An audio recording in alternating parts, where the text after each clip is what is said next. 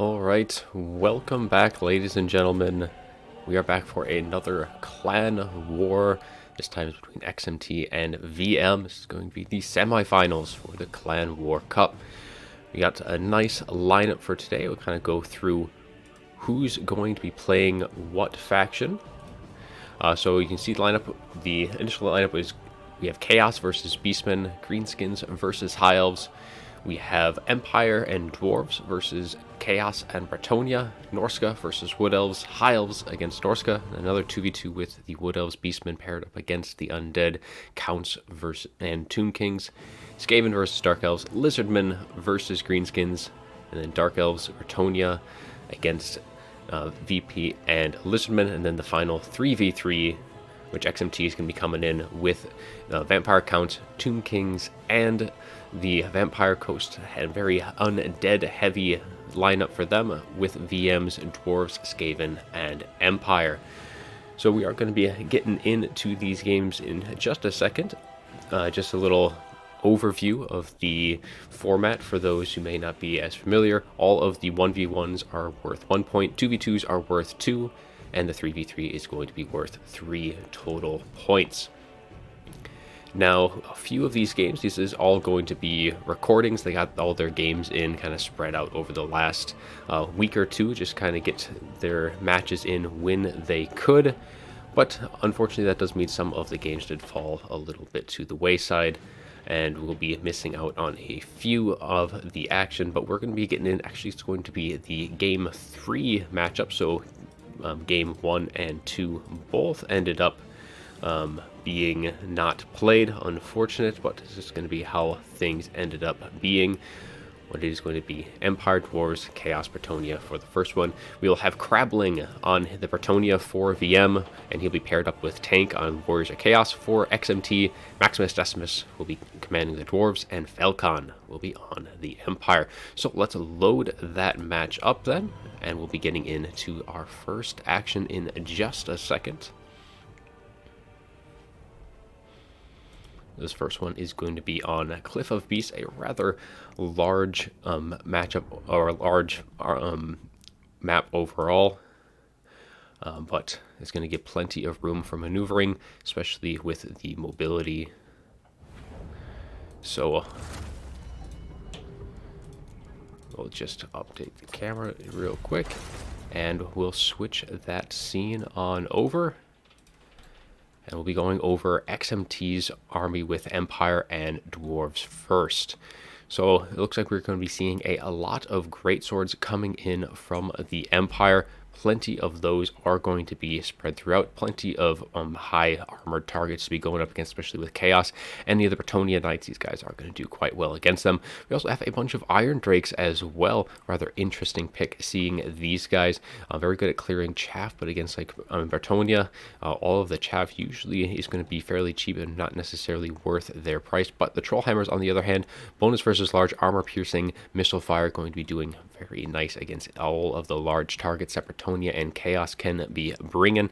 We have Warriors of Dragonfire Pass kind of in that center ranks. For the rest of the kind of infantry, we have some miners kind of spread up on this hill, just going to be trying to deny the high ground to the Chaos and Britonian forces, get some of their blasting charges in, and they do have some nice armor piercing to boot as well, but they'll be wanting to fall back into the support of the rest of the unit.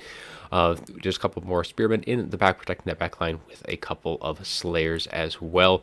Now for the Lords and Heroes for the Empire and the Dwarves, we are going to be seeing Ungrim Iron Fist mixed in with some of his own slayers, as he is going to be rolling in with pretty much just his base kit, which he still is a bonus for his large armor piercing lord, and he is unbreakable, so it's going to be quite nice for the Empire. We do have a warrior priest going to be helping out that front line, and he only has his Hammer of Sigmar, given that 24 melee attack in an AoE around him. But the true anchor of this front line is going to be in Volkmar the Grim. So Volkmar is going to be bringing pretty much his whole kit. So Grand Soulfire Bombardment, we have Grand Jewel of Faith, Grand Hammer of Sigmar, and his Bound Banishment. Of course, he does have his Jade Griffin as well, and he is unbreakable up on that chariot. Flying in the sky is going to be a Bright Wizard coming in with just Burning Head. So that is going to be all for the XMT forces. Very much infantry. There is going to be none of that mobility, so they are going to be conceding that ground to the Brittonians and Chaos Forces. And speaking of them, let's see what they have. So frontline going to be all of that peasant mob spread throughout, so a lot of infantry here on their side as well, but then they are going to be backed up by some Chaos Marauders with great weapons, going to be able to do some decent damage against those great swords, but the great swords of course will be able to deal that damage back, especially against these Chaos Warriors. The Chaos Marauders will probably trade a little bit more effectively, considering those great swords are going to be spending a bit more for that armor piercing, but they really are going to be wanting to going up against Chaos Warriors with great weapons on both sides, so it's going to be very much a duel of that kind of forces. So the rest of the units, we have some Peasant Bowmen with pox arrows in the back line, as they're going to be getting some nice missile fire in, and then for mobility we have the Companions of Quenelles, and we have some more questing knights on the far flanks, so 3 units in total of those. We also have some exalted heroes up in the sky on their manticores, negating that rampage that those feral manticores would normally be getting. Looks like we also have the Mark of Corn on this one, so given some nice base charge bonus, base weapon damage, melee attack, and that immune to psychology when their leadership is above 50%. For the Lords, on the other hand, we do have Sartorial, the Everwatcher for the Chaos Forces, and Sartorial does have Standard Die, Arcane Conduit. We have Scroll of Power, as well as Final Transmutation and Plague of Rust. And then, of course, they also have the Fey Enchantress, very strong Lord for Britonia. And Fey Enchantress does have the Chalice of Potions, Favor of the Fey, Arcane Conduit, Regrowth, and Earthblood. Of course, she is that Mortis engine. It looks like we also do have Gotrek coming in, so going to be going up against some of his own brethren with Deathblow as well as Heroic Fortitude, given that chance to get a little bit more healing in. Otherwise, that is pretty much it for the armies, so let's get things rolling, as both sides going to be pushing up. Not a whole lot of mobility, because just the questing knights on the Brittonian side, and the rest of the forces just going to be kind of engaging across that front line, armor piercing across both sides. And we'll see if the Bright Wizard here, going to be the only flying unit for the XMT forces, is going to be able to kind of maneuver around the Exalted Hero. Going to have to probably stand a little close to those Iron Drakes just to keep that Bright Wizard a little safe, but that initial blasting charge is actually doing a ton of damage to these questing knights, and off that initial charge already taken a good chunk of their HP off. Doesn't look like they've really lost too many models, only one has fallen, and the rest of the questing knights going to be charging through that front line, trying to get some charges in, pushing back Volkmar, not going to let him do what he wants. Going to be trying to get a little surround off, but he's going to be pushing through his own miners on that front, and the Peasant Bowmen are going to open up onto the miners. While these guys have a lot of armor, that amount of focus fire is going to chunk away at their damage a little bit, and a nice volley coming in from those Iron Drakes, able to roast through these very lightly armored Chaos Marauders, so they were a little spread out there, so not getting as much damage as they want. Exalted Hero dives in, but is going to be pushed back by the Iron Drakes, as they are going to continue firing away. Slayers and Ungrams staying amongst those units as Sartorial comes in, and that is going to prompt a response from those Slayers, trying to push Sartorial back away from their back line. Questing Knights continuing to try and get into that cookie jar, harassing the side flanks there, but the center ranks, these Chaos Marauders getting a little low for leadership, as they are going to be routing, opening up a hole in that center formation, but it is still very much an infantry grind, as those Iron Drakes continuing to get some nice volleys into these Chaos Warriors, and the retreating Peasant Bowmen opening up that formation, getting rid of all the chaff and allowing their great swords to get some good damage in. Companions engaging with great swords, might not be wanting to stick around too much longer, and this Exalted Hero taking a ton of damage from those Iron Drakes and those Troll Hummers, taking that thing down very, very quickly, and that is one threat gone for that Bright Wizard, and Sartorial is going to be in a little bit of a tough spot there, as all of those units are now probably going to be coming in to focus down on him. The other Exalted Hero, though, is sitting pretty nice in terms of HP. And now we do have looks like a arcane or Final Transmutation going down, hitting quite a few of the Dwarf and the Empire units, as can be kind of wearing them down. But Sartorial has taken quite a bit of damage now, finally able to kind of push through into that back line, trying to shut down these Iron Drakes and the Troll Hammers, just keeping him away from that very potent anti-large missile fire. Exalted Hero coming in to support, and I think that Warrior Priest is going to be a little outmatched here, but those Slayers are going to be a nice deterrent for both those units. Chalice Potion goes down, looks like kind of landed amongst some just very sparsely populated infantry, so not doing a whole lot of damage here. So Sartorial and Exalted Hero continuing to kind of push through, but Volkmar and the rest of the units continuing to put pressure onto them, but we have a nice Burning Head going to be taking down those Peasant Bowmen, shattering them outright as Bright Wizard does dive down onto the other one, trying to get those archers offline. Balance power is still very even at this point. We have some of the Iron Drakes getting taken out of that fight, but that Burning Head just continues to go right on down, going through some more Chaos Warriors and Chaos Marauders in the meantime. But the center formation here for the Dwarves going to be able to get some nice more volleys off undeterred. Sartorial and that Exalted Hero has been pushed back by that Warrior Priest and Volkmar, who is still sitting very nice in terms of HP, but that Warrior Priest, on the other hand, not doing so hot. Fey Enchantress has also taken quite a bit of damage, and the mobility for the Brittonians is getting pretty depleted at this point. Both of the Questing Knights taking quite a bit of damage, but they have quite a bit of space left for healing from that Fey Enchantress, and there are still plenty of archers still left on the fringes to get some of their volleys in. It looks like they are going to be pretty much getting in all of their shots from their ammunition, and Sartorial and the Exalted Hero are back for seconds as they dive into the Iron Drakes and these Troll Hammers, and Volkmar continuing to put pressure on him. The Exalted Hero is going to get pushed back. Sartorial, being unbreakable, is going to continue to fight to the very end, as he is just going to try and keep these guys shut down for as long as he can, while the rest of the units try and clean up. And there is still plenty of infantry units. If we take a little zoom back, Chaos Warriors doing very well across that front line. Slayers are getting very low themselves, and that's going to mean a lot less answers to some of the larger targets, but Volkmar is still going to be a massive threat to deal with, and if Gotrek can stay pretty healthy, he shouldn't have any problems dealing with him. The Warrior Priest is back, kind of getting reunited with Volkmar. It looks like we have the Grand Hammer Sigmar, and the Grand Shield of Faith all going down in this area here. So a lot of buffs going across the board to the XMT forces, and the bounce power does shift slightly into their favor, but it is still up for grabs as the Exalted Hero does return one more time. If he does drop, that might be the last we see of him. Last, the ammunition is going to be getting fired by the Peasant Bowmen, and it looks like we're going to be getting a bound banishment right into the middle, down on Volkmar, as he tries to clear out some of these Chaos Warriors, and going to be doing quite a bit of damage in the meantime. But Gotrek is going to be situated down here as that Warrior Priest tries to deal as much damage as he can, though Gotrek seems to be holding fairly strong against him. Volkmar may want to be pulling out at this point, trying to let the rest of his units try and just drag Gotrek down, but at this point Volkmar should be able to deal with him. He's getting quite low. A single hit at this point will bring him down, and with that, one of the major threats to Volkmar.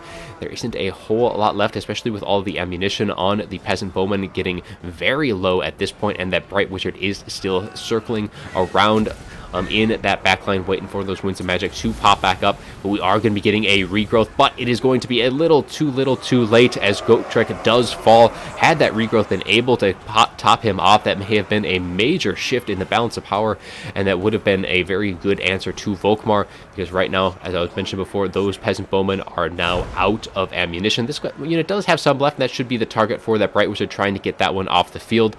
But a Final Transmutation going down, the Exalted Hero diving down, trying to finish off Volkmar. A nice hit there, and it might be enough for the VM forces, especially with the Fey Enchantress. All of these single entities coming in, trying to goon out Volkmar. Burning Head circles right on through, but that is still going to leave Ungrim Iron Fist, as Volkmar does finally fall, and the bounce power does shift against the XMT forces for the first time this fight. But all of the hero squad for VM is getting very low, but they have ganged up around Ungrim, surrounding Volkmar's fallen chariot, and he is taking quite a bit of damage. Sartorial does fall, and the Exalted Hero is getting quite low. We do also have, these are just Peasant Bowmen. I'm trying to bog down Ungrim as he tries to chase down a fleeing Exalted Hero, as the Exalted Hero does take off and is looking for targets elsewhere.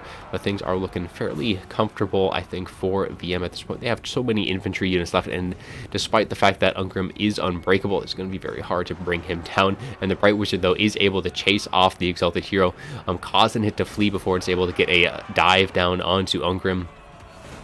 and Ungrim just going to continue to try and withstand. But I mean, Ungrim's stats, he has some decent armor, but he is surrounded by cast mirage weapons, and he's not going to be able to just chunk through all of this very quickly. He might be able to rout these guys off, but he is getting so very low, 680 HP with all of the units left. I think it's not going to be too much of a problem to deal with him.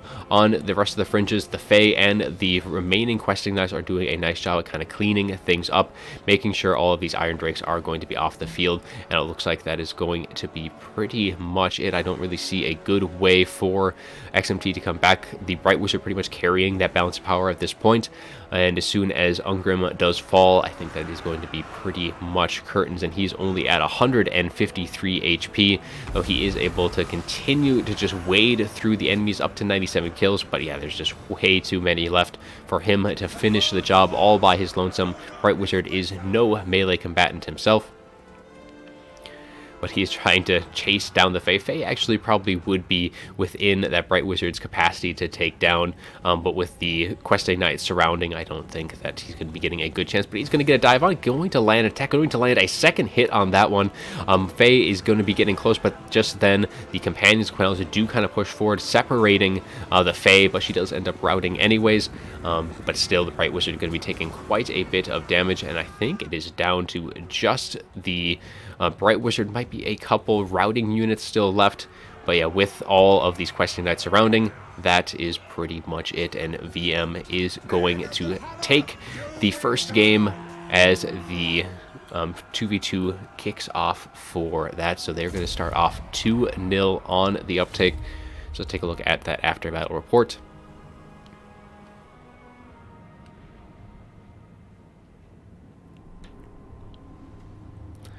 So for the armies here, the Fae actually not doing too great, only getting 530, but plenty of healing to go around for the rest of the units, so still doing all right. Gotrek doing rather nice with 1300, and then rest of the peasant mob not doing all too great, and then all of the peasant bowmen, I expect some pretty decent values out of these guys. A lot of them used up all of their ammunition, so they're able to more than pay for themselves. Questing knights as well did very, very well, 1800 on these guys, 15 and 15 on those two. Now for the Chaos Forces, Arthurial getting almost 2k in value. Both of the Exalted Heroes, one of them getting 1600, the other one got shot down pretty early on in the fight. And then all of the Great Weapons doing some pretty decent work overall, able to take those Great Swords down a peg or two. For the Great Swords themselves, only getting about 500, so not doing all too great. Rest of the units, Volkmar getting 3,000, but unfortunately he's not able to carry the rest of the weight of the XMT army. Bright Wizard did rather well with those burning heads, and almost was able to finish off the Fae at the end.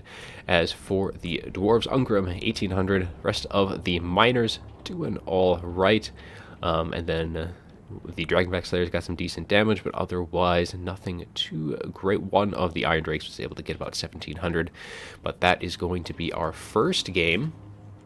So we'll switch back to the front screen. We'll switch into the next game, and then we'll update the scorecard as well. So VM going to be taking the first fight, going up 2-0. There we go.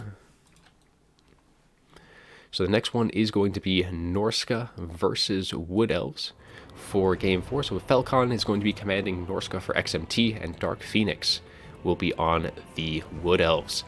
So we'll load that game on up, and we'll be getting into this next fight as soon as it is. So this one, I would say, is very much a Wood Elf favored matchup. It has pretty much switched over that way since the Wood Elf DLC back a year ago at this point, and it hasn't gotten any better since. So we'll switch the scene, and we'll go over the armories real quick. So for the Norskins, we are going to be seeing quite a bit of mobility, but otherwise it's just going to be Marauders for that front line. Going to be bringing them for their shields, just kind of withstand any potential kiting. And then it is going to be Marauder Horsemen and Marauder Horse Masters for the rest of the units. We're looking a little bit more heavy on the Horsemen, and then some Norska Warhounds, Beasts of Tashdar, and some more Norskan Warhounds on this flank. So lots of mobility over there, even some more Ice Hounds on that front. A couple of Feral Manticores up in the sky, and we are going to be seeing Wolfric the Wanderer paired with a Fimir Balefiend of Fire Femur Balefin going to be bringing Burning Head, and then of course Arcane Conduit and that Scroll of Shielding. A very nice kit to be having. Plus 20% damage resistance, good to kind of mitigate any potential Lord sniping. And Wulfric is going to be on horse, bringing Seafang and Hunter of Champions. So yes, Hank, the first two V1 or the two 1v1s were not played. So we are kind of dumping into the rest of them. But that is it for the Norskan army. As for the Wood Elves, they are going to be bringing the Sisters of the Thorn for a little bit of skirmish themselves. These guys have poison. They do have that Bound Curse of Honor here, as well as a Shield of Thorns to kind of help mitigate some more incoming damage. Another one on the other flank. And then we are going to be seeing Eternal Guard mixed in with some War Dancers, Dryads, and then surrounding that center pocket of just generic Glade Guard. Some more Dryads kind of keeping that backline Eternal Guard. And then we have some Wild Riders for that quick mobility. But it's looking to be a little bit more of a static build here, not going as heavy on some of the Archer Fires and a lot of infantry here. Norskans might not have quite enough of that, but they will be able to contend very well with the mobility gain. They won't have to worry too much about some heavy cav on that front. Helm of Discord for the Glade Lord, Call of the Woods, and then for the spellcasting it is going to be a Branch Wraith. And so we have the Pendulum, we have Earthblood, and that is it for that Branch Wraith. So let's get things rolling, as both sides are going to be advancing upon one another.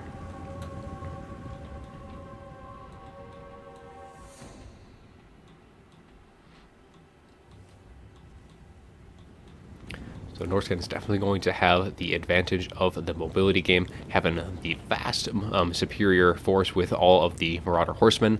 And Wood Elves definitely can contend this with some other build styles, but with this they're going to have to be pretty much sitting back. They don't want to be pushing too far ahead with the Sisters of Thorn, otherwise they're going to quickly get overwhelmed by the mobility game on the Norskan side. But one of the Sisters of Thorn is going to have a free reign on the other side to get some shots in. Now all these guys are going to be shielded, taking a bit less damage from that.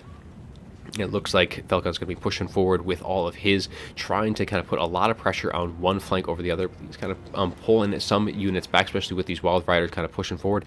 Doesn't want to be giving these guys any free charges, because without any of the deterrent of these Marauder Horsemen, these guys could just cycle charge that front line with pretty much impunity. We do have those Feral Manticores obviously up in the sky, which could contend that, but so far Falcon playing it very patiently, just kind of taking some shots and trying to maneuver around the Wood Elves here, as the Wood Elves just kind of turning and facing the Norskans wherever they may be kind of moving around to. Definitely not an aggressive play style at all with this build that the Wood Elves have. Wild Riders trying to get a charge in as the Norskan Ice Wolves going to come in. They're going to think better of that, pulling on back, just trying to get whatever free damage they can with these Wood Elves before the rest of the units do engage. And the Marauders going to be putting that pressure in now, as we have a looks like either a Burning Head going to be going down right through these Glade Guard, going to be doing a bunch of damage, taking these guys down well below half health, and is going to be taking one unit out before the other two Glade Guard do pull back. It looks like the Burning Head did a little bit of a turn anyways, and we have a Seafang as well, going to be going through these Dryads, doing a nice bit of damage, but most of the damage going to those War Dancers, a much more elite unit, as the rest of the skirmish have taken some nice shots in. Helm of Discord goes down, but not in time to save the War Dancers and the Dryads, as that center pocket quickly breaking for the Wood Elves. They're going to be pushing forward with those Marauders, trying to plug those holes, these Dryads and the rest of the backline. And when these units are going to be getting pulled forward, that's going to open up the gate into that backline. And both of the Feral Manticores, though, diving down onto that Glade Lord, taking a bunch of damage down. Not enough DPS coming in from the Wood Elves to really deter the Norskan forces here. Sisters of Thorn now getting caught up into melee, as all of the mobility has kind of really pressured these guys into that center pocket, and as such are going to be engaged with those Marauders. And at this point, both of the Feral Manticores pairing with Wulfric here. Wulfric going to be sitting nice and pretty, going to be able to get, he has Earthblood going down on that Glade Lord, trying to keep him topped off, but he's getting very low in terms of leadership. Rest of the units, so some of the Norskans are starting to break, unable to really keep stayed engaged in melee. They're definitely not a strong melee presence, but they are very quick, and they're able to get some of these Glade Lords down. Another Burning Head can be roasting through some of these War Dancers, but with all the chaos in the center ranks, those War Dancers were not as tightly packed, so that Burning Head's going to be doing a little bit more minimal damage on this.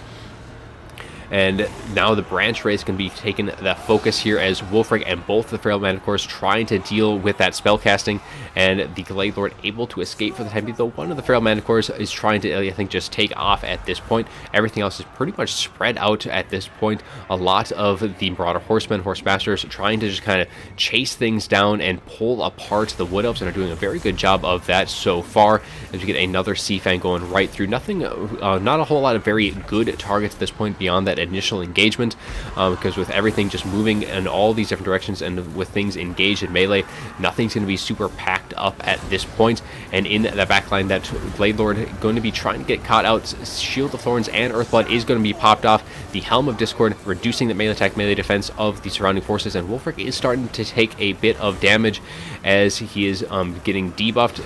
And with the rampaging Feral Manticore is going to be unable to pull out with Wulfric. Going to have to wait for that to subside. We are going to be getting some infantry support with these Marauders, and everything is very spread up. The Norskins have a slight edge to that balance of power and are starting to regroup some of their scattered forces as they are kind of finishing up chasing some units down and are pulling apart these War Dancers and Eternal Guard, keeping them from that center formation. We still have more War Dancers here, and with that Shield of Thorns increasing their resistance, that physical resistance is going to be very nice to have, considering their general low armor. Going to be taking through that. Another Burning Head off in the backline, catching all three of these Glade Guard who had gotten kind of caught up together, as the center rank, the Sisters of Thorn, going to be going down. That Feral Manticore is getting very close to routing itself. Scroll of Shielding does go down on top of it, getting that self a little bit extra damage resistance, but fortunately it is going to end up routing anyways. So the Wood Elves are maintaining fairly well at this point, able to push back the Fimir Balefin, and are going to be kind of keeping it off onto the fringes, but the Feral Manticore are going to be trying to come in to support. We also do have a Shaman Sorcerer of Death, which I did miss before. Going to be bringing in that Spear Legion, looks like aspect of the Dread Knight. Did miss that from earlier. But both of the Feral Manticores, which are kind of the big heavy hitters here for the Norscan army, are both getting very low. Not going to have a whole lot of freedom here to engage with, especially with all like the Eternal Guard, and the Branch Wraith staying nice and close to all of that bonus versus large infantry is also going to be mitigating what Wulfric is going to be able to do. So at this point, just going to have to slowly just kind of kite away. They have plenty of ammunition to do that, to kind of pull those Wood Elves in every direction, especially now that these horsemen were able to shatter each one of these Glade Guards. So that is it for the ranged outside of that Glade Lord. So with all of the skirmish potential for the Norskins here, they're just going to be taking it nice and slow from this point on. All of the Marauder Horsemen, Horsemasters, just going to be able to kind of slowly kite away, use up their ammunition, get those shots in, able to deal with these War Dancers, and are going to be able to deal with these Eternal Guards with that nice charge there. Should be able to rout them, chase them off, and then just pick apart the Wood Elves from this point on. Focus down like the War Dancers here who don't have any shields aren't going to be able to withstand that skirmish as well. And Glade Lord's just trying to get as much damage in as can. I think trying to save the ammunition for Wulfric, trying to just stay in range. Wulfric is just trying to stay out of range of the shots from that Glade Lord, who's getting pretty low in terms of ammunition for himself. And the Sisters of Thorn very low in unit count left, only 7 of them, but they're just be trying to get as much damage in with their own shots. But the Marauder Horsemasters, Horsemen, should have no problem dealing with them, and just the slow drag down of the Wood Elves. Usually the Wood Elves aren't going to be in this situation. Usually they're the ones doing the kiting. It looks like the tables have turned on them a little bit in that regard, as the War Dancers finally getting shot down enough, so they're going to be routing, and these Norscan Ice Wolves trying to get on the right side. But there's plenty of mobility left for the Norskins. They should be able to peel off at least one of their units to take these guys out, and then just kind of slowly wear things down. Eternal Guard coming in as the Marauders just trying to get a charge in, trying to get whatever damage that they can. Dryads, Eternal Guard, that's all that is left for the Glade Lord. Hunter Champions goes down as both of the Feral Manticores do dive down, and the final engagement is underway. Feral Manticores are fairly low themselves, but they did get a few nice hits onto the Glade Lord. We do have another Earthblood, though, healing up all of the infantry that is left for the Wood Elves. Sea Fang goes down through the middle. Helm of Discord is also down, reducing that melee attack, melee defense. So lots of debuffs going both directions. We have a Spirit Leech trying to just deal as much damage to the Glade Lord, but plenty of healing has gone its way. That Branch Wraith and Glade Lord has survived despite all the attempts to really snipe them out. But the infantry for the Wood Elves is now finally falling to pieces, and that is just going to be leaving the Glade Lord Branch Wraith left. as the rest of the Wood Elf units are all going to be running for the hills at this point. Glade Lord also does fall, as he is going to be routing himself. All of these Horsemasters are going to be kind of turning and making sure that one gets chased off. And now Wolfric, all he has to do is get these Eternal Guard off the fight, and this charge should be able to do just that. But they are able to maintain, surprisingly enough, still sticking it out, doing as much damage to Wolfric before they eventually end up routing, and are actually gaining a little bit of their leadership back. But at this point, I think it is a foregone conclusion. Norskan looking very strong in this late game, plenty of strong units left. Blade Lord getting escorted very nicely off the field, and the Shaman Sorcerer of Death is still sitting nice in terms of full health. Not sure how the Winds of Magic are for the Norskans, but it looks like Norska doesn't have any problems at this point. Almost at army losses here. A few hits against that Branch Wraith should be able to push it the rest of the way.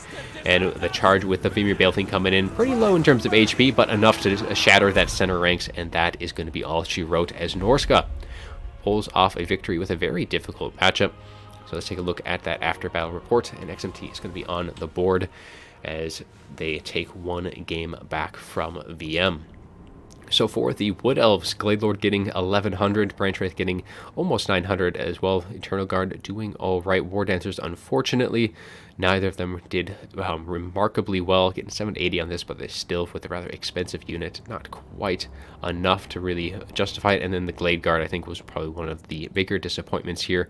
Wild Riders as well, not doing so well, even the Skirmish Cap. So nothing really did all too well on the Wood Elf side. As for the Norskans, 1900 on Wolfric.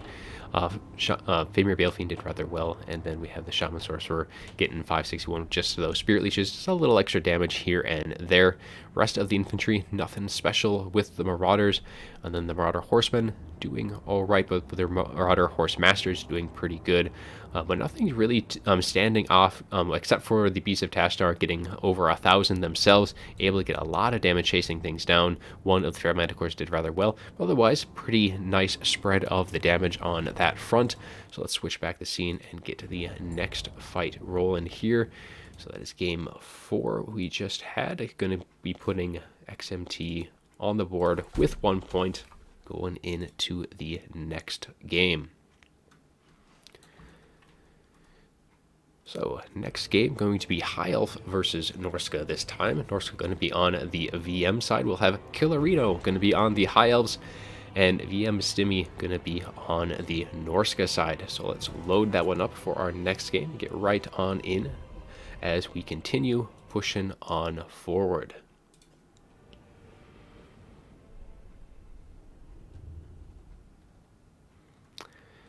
Norska is not OP, Hank. We cannot afford to nerf the Norskans any further. They have suffered enough. They need more, not less at this point. So let's switch the scene over. As for the High Elf army here, for XMT, going to be going very heavy with the chariot games. We have 3 Lion Chariots of Trace with a Noble also on its chariot, going to be rolling in with a couple abilities of its own, as it has the Sacred Incense giving that AoE plus 10% missile resist, and then Martial Prowess coming in with the base unit. For the rest of the High Elf army, we have a Frostheart Phoenix up in the sky, going to be paired with Alariel the Radiant, and Alariel the Radiant is going to be having the Shield of Thorns as well as Earthblood. And she has the Shield Stone of Isha, as well as Arcane Conduit, and the Star of Averlorn. Going to be healing up all of those chariots with that star. A very nice kit for her. Illyrian Reavers on the flank, and then is just going to be a bunch of Spearmen and Silverin Guard, going to be constituting the melee, but all of the stopping power is in that chariot squad and in the 2 flyers, and the numbers of the units is a little lopsided here, as we're coming in with over a double or almost double the unit count for the Norskans. So we have Marauder Horse Masters and Horsemen on the flanks, 6 total skirmish cap. We have the Beasts of Tashdar. We have some Norskan Ice Wolves looking to potentially contend in a skirmish themselves, or try and get into any archers, but not going to be having any luck with that department. Marauder Berserkers for that front line. Some Marauders with great weapons as well to kind of deal with some of the Silverin that you can often see. Shaman Sorcerer of Death with some Spirit Leech, and then we have Wolfric the Wanderer on his chariot. not going to have a whole lot of infantry to deal with, but Seafang should deal with this Spearman and Silverin rather well. Fight or Die, as well as Hunter of Champions.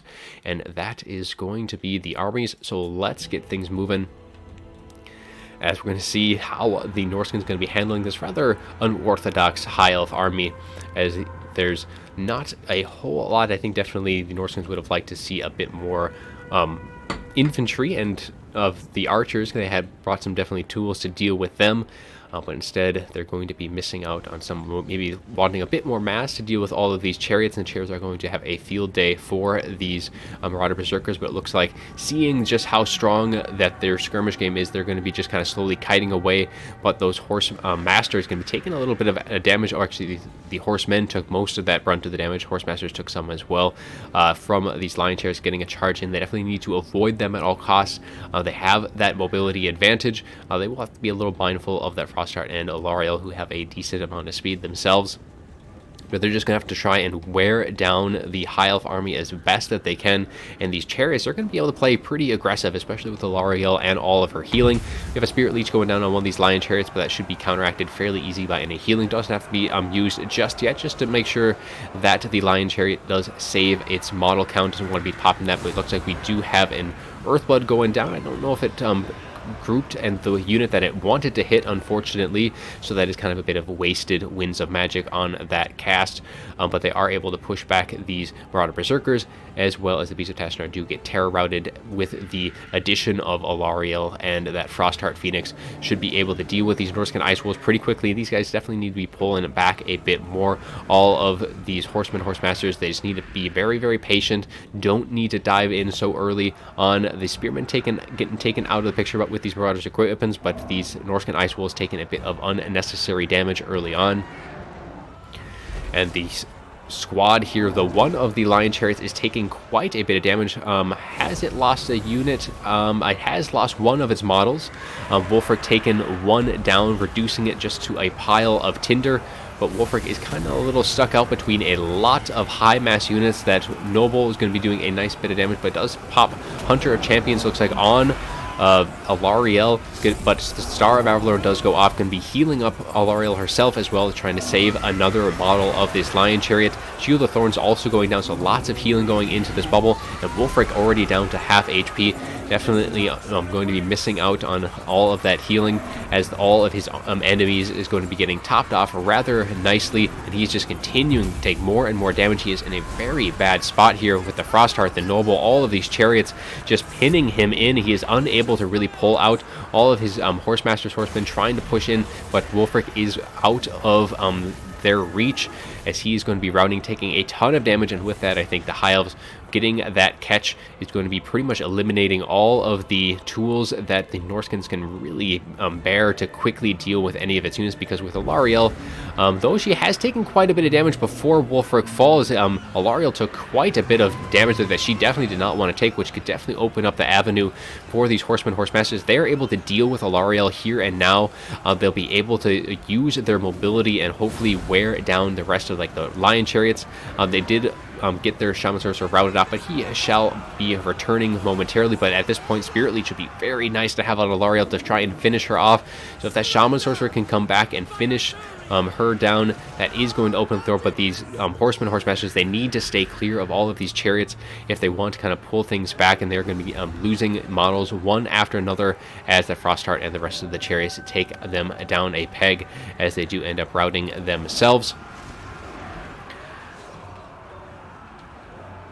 The Chariot Squad still looking very, very strong, as they are sitting pretty much at full health. One did lose a model, but otherwise all of its remaining two are most likely sitting at its max HP pools.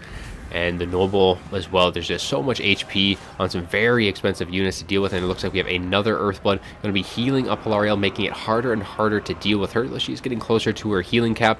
The Norskins are just unable to get close to her. The Chariots are doing a good job of screening out all of the Marauder Horsemen and Horsemasters.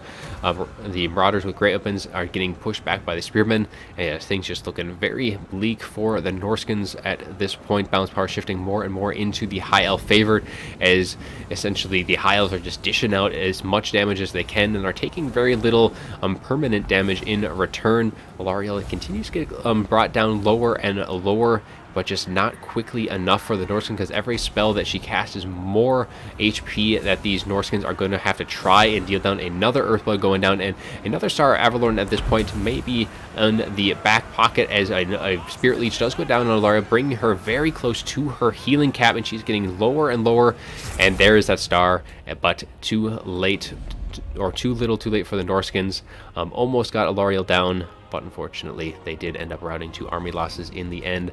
Anyways, so let's take a look at the after battle report, as things looking rather healthy on the High Elf side, as Valariel not getting a whole lot of damage, but like the Noble doing rather well. All of the Chariots getting 1400, 1200, 1100, very well on that side.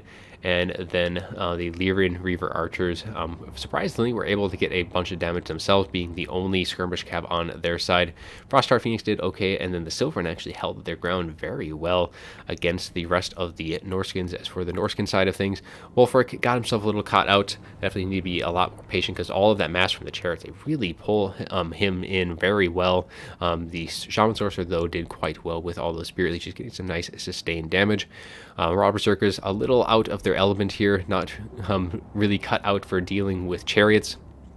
And then the Marauder Horse Masters getting some okay damage, but probably being a little too aggressive. Needed to be a lot more patient, keeping them out of reach of those Chariots, as they kind of got peeled off bit by bit. But that is going to be that for our third game of the day. So XMT is going to even things out at 2-2. So we'll update the scorecard as well. So VM did take the first 2v2, but the last two 1v1s have gone XMT's way to bring that score back to even. And our next fight is going to be, let's take a look at that. Should be, I think, the 2v2 for the Wood Elves, Beastman, and the Counts and Tomb Kings was another one of those matches that were not played, because we have 7 total today, so that last 2v2 is going to be another no-show, unfortunately. So we'll kind of mark that one off as we get into Game 7, which is Skaven versus Dark Elves. Just do a last check to make sure I didn't miss it. All right, and that is correct. So yeah, next one is going to be Skaven Dark Elves. We have Hadries on the Skaven, and we'll have Normal Swamp, which is, yeah, just Normal Swamp on VM. I have not seen that name before, so just kind of double check to make sure they hadn't changed their name in game. So yeah, Normal Swamp on VM versus Hadries Skaven. So we'll switch that scene over in just a sec. We'll get into this next fight. There we are. So for the Skaven army, we're going to be seeing triple Warplock Jezzails with Natty Boop with Sharpshooters as well mixed in. Frontline is going to be Clan Rat Spears with shields, a little bit more middle ground, as the Skaven Slaves are going to be relegated to that backline protection, keeping their Jezzails protected from any of the mobility Dark Riders and the like. A couple of Rat Ogres as well for a little additional mass. We have a Chieftain going to be rolling in that center rank for some armor piercing, a bit of extra mass as well. Has that Guardian, so instead of bringing the ROR Halberd units, we're going to be seeing this guy instead, and he does have Frenzy and just that Guardian, so just going to be looking to keep the hero squad a little extra safe, as we have an Assassin and a Grey Seer of Ruin to be protecting. So the Assassin is going to be rolling in with, it looks like we have Slippery, we have Rival High Talisman, and Assassin's Trophy, of course, with the Concealment Bombs, and the Grey Seer of Ruin going to be up on its bell with Arcane Conduit. We have Warpstorm Scroll against any potential Harpy action, Howling Warp Gale, as well as Warp Lightning, and the dreaded 13th spell, and then Unholy Clamor, the Bound Scorch, and all of those lovely tools that he does get. One of those Rat Ogres is that Pit Fighters of Hell's Deep, and then we have a couple Poison Wind Globadiers to kind of chunk through that infantry. Now for the Dark Elf side of things, taking a much more spread out approach, but it is going to be all melee units for the Dark Elves. So we have some Dark Riders on the far flank with the Slaanesha's Harvesters as well. So these guys do have that Soul Stealer as well as Word of Pain bound to them. And we have a couple of Feral Manticores up in the sky with Morathi. Pretty standard for the Dark Elves nowadays, seeing Morathi double Manticore in most matches you'll see.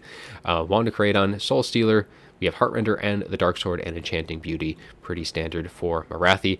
For the front line, it is going to be Bleak Swords, very cheap chaff units for the Dark Elves, looking to just kind of take as much of that fire from those Poisonwind Globadiers instead of their more expensive units, which is going to be Sisters of Slaughter. We have Sisters of the Singing Doom, the ROR, and some more Sisters of Slaughter to really break through that Skaven line as quickly as possible, but they are very squishy units, do not want to be taking some incoming fire, and there's plenty of sources from the Skaven side, so let's get things rolling as the Dark Elves going to be pushing forward.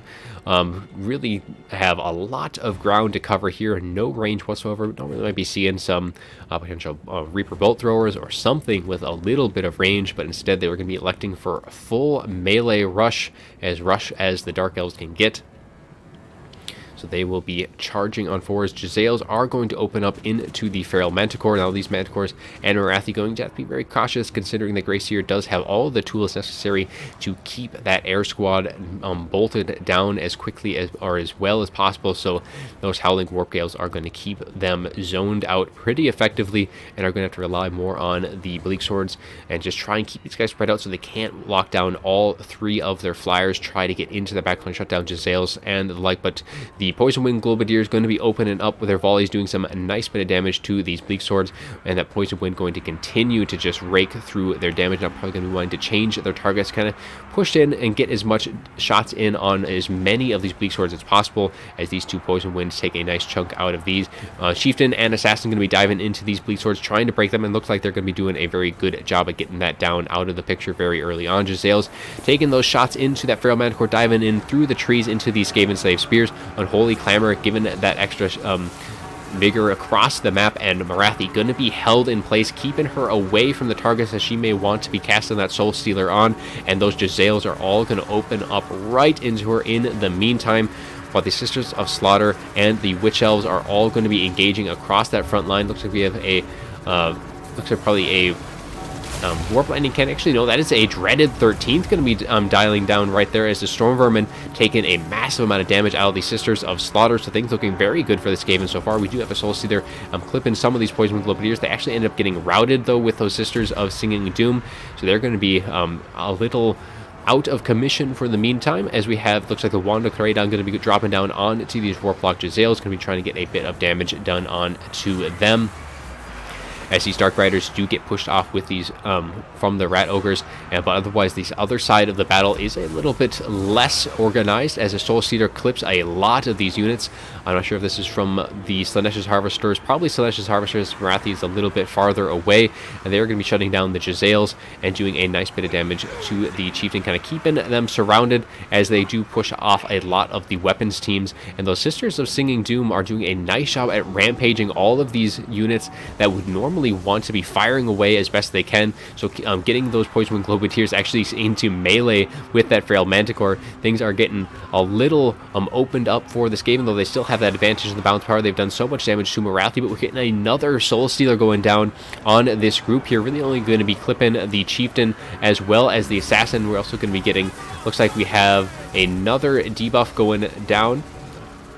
I'm not really sure which one that is, but the Assassin and the Chieftain is cut out, not really dealing with those cavalry as well as they'd like, and Morathi is actually healing herself up with those Soul Stealers, just continuing. There's that rival. High Talisman probably would have been nice to use that just a little bit earlier, because that Assassin is getting very close to routing itself, and the center ranks, I mean, all of the weapons teams for the Skaven has gotten taken down. Those Sisters of Singing Doom, you might not be seeing a whole lot of damage done from them, but those Rampages have done an excellent job of just kind of keeping Hadri's away from really commanding his army where he needs them to go, because you definitely don't want to be seeing Poisonwind Globadiers engaging in melee when they need to be firing their weapons off, trying to get rid of the Sisters of Slaughter and those Sisters of Singing Doom. So things going rather bleak for the Skaven, which had a very strong initial fight, but it looks like things are quickly devolving. Balance power is now in the Dark Elves' favor as more Soul Stealers are going down from Marathi, as those pit fighters are going to be getting routed off, and things looking like they are falling out of control for the Skaven, as the one Kraton going to be driving down onto the Chieftain. See if that's going to be able to make connection, as the Sinister Harvesters and the Dark Riders going to be continuing, actually doing a lot more friendly fire than to that Chieftain, completely missing that Chieftain. Warp Lightning coming down into these Dark Riders here, trying to free up some space for the Gracier. Unfortunately, that Frail Manticore is going to be more than a match for the Skaven, and they are going to fall, and VM is going to go up 3-2 at this point. So let's take a look at that after battle report. So that front line, these 3 units for the Dark Elf Sisters of Singing Doom and the 2 Sisters of Slaughter doing rather well. 1,400 on those Witch Elves Sisters of Slaughter. Actually not doing as well as I thought. Most of that was with those Sisters of Singing Doom, Sisters of Slaughter getting 980 and only 100 on these guys. For the rest of the units, Dark Riders doing a nice job of kind of getting into the back line when they needed to. Sinister Harvesters, on the other hand, getting almost 1,800. Both of the Feral Manticores. One did get shot down pretty early, but the other one got 1,000. And then Marathi getting 1,200. Lots of Soul Stealers, so she was able to heal herself up from what she was initially at. That health bar got a little low from that initial Giselle fire, but the Skaven just didn't have enough to really plug the hole, as the rampaging from those Sisters of Singing Doom was just havoc against these Poison Winged Lobadiers, even though they did get quite a bit of damage. There was plenty of time in that fight when they were not doing what they needed to be doing because of that rampage from those Sisters of Singing Doom. So a very nice pick, and I think without that unit, this would have been a very different fight overall for the Dark Elves. I don't think they would have had nearly enough freedom to kind of shut things down without that ability in that fight. Otherwise, rest of the units for the Skaven, nothing too great there. Assassin, Chieftain, and even the Gracier not doing all too great. But that is going to be it for that fight, as we'll switch the scene back over and update the scorecard as well, as it is game 7 there, as the Skaven do fall, putting VM up 3-2. Going into the last few bouts. So still 6 points left on the board for the remaining fights, as we're going to be going into Lizardmen versus Greenskins on this next one for game 8. And we're going to be seeing Hyale Nale on the Lizardmen and Iron General on the Greenskins. Some fighters who have been in this game for quite a long time. So this should be a very fun fight indeed. So let's get right on into that, load that one up. Should be some good fun. So yeah, welcome to all who have joined recently. Hope you are enjoying the games so far. And you can see on the screen right now is kind of an update of how things have been going so far. These are all replays, so none of this is going to be live, so we are going to be able to get through it a lot quicker, not having to wait for army select and the like. But just a little recap before we get into our next game. Pardon the frame drops there, should balance out in just a bit. But first 2 1v1s were not played, as well as a 2v2 later down. That second 2v2 was not played either. But otherwise, for the first few fights, the first 2v2 went VM's way, followed by XMT taking the next 2 1v1s. And then our last fight, VM took that third 1v1 for themselves. So the score is now sitting at 3-2. And looks like things still a little choppy here. We'll start going through the armies, and hopefully that will balance out before we get into the gameplay. But worst case scenario, from experience, it's been at least good on the playback. So hopefully it balances out for the live performance. But otherwise, we'll switch that scene over as we go over the Lizardmen for Hyale Nale, as going to be seeing some skink cohorts for the infantry. Going to be very heavy on the skinks from this army by the looks of it. Looks like things have balanced out. And then there's going to be some chameleon stalkers going to be mixed in with some chameleon skinks. So 2 chameleon stalkers, 2 chameleon skinks vanguarded forward. And then we're going to be seeing a couple of feral cold ones. Some clever girls going to be sitting on the far flanks for essentially the Lizardmen's dog unit. And then the center ranks, we're going to be seeing some Bastiladon, Arc of Sotex, both of these guys with their buffed Vortex. Cohort of Sotek, the ROR skinks, going to be coming in with their Unbreakable, their essentially too horrible to die. So there will not be, with that ability pop, they will not be losing any models, though they can take their models down to just a single HP. Krokkar is going to be the Lord, going to be up on his horned one as he has Hand of Gods. We have the Sacred Spawning Exowaddle, and then he has his Cold-Blooded, of course. But otherwise, pretty trimmed down for him. We have another Feral Stegodon, going to be just coming in for just high armor, armor piercing, bonus versus infantry, all that good stuff, and that very, very cheap Terror. And then we have a Skink Priest of Beasts also coming in with a transformation of Kadan and the Amber Spear. So pretty trimmed down on that, but very heavy skinks. Lots of width for the Lizardmen army. Now, as for the Greenskins, we're going to be seeing a bit of skirmish cav on their far flanks. Some Borgard's Magi Marauders, Forest Goblin Spider Riders on that far side. And then we have an Arachnarok Spider on that other flank mixed in with the rest of the infantry. So some Goblins, Orc Boys for that front line.